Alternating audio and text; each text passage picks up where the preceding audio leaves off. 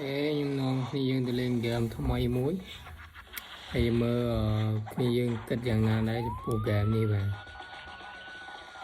thế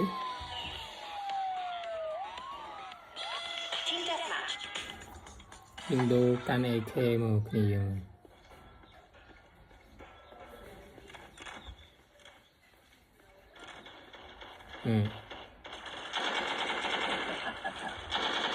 oh shit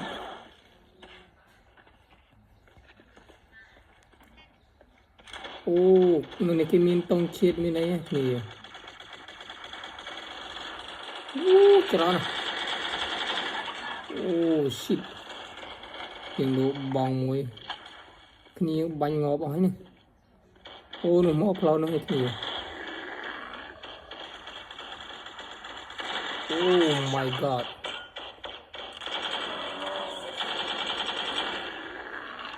lúa bong lên luôn đi được cao hơn nó không như bạn bánh kia ok nice one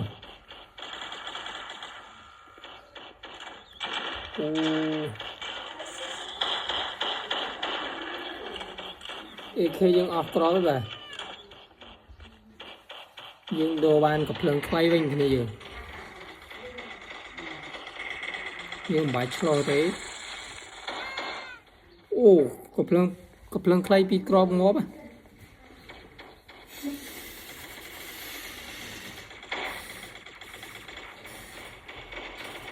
bữa oh shit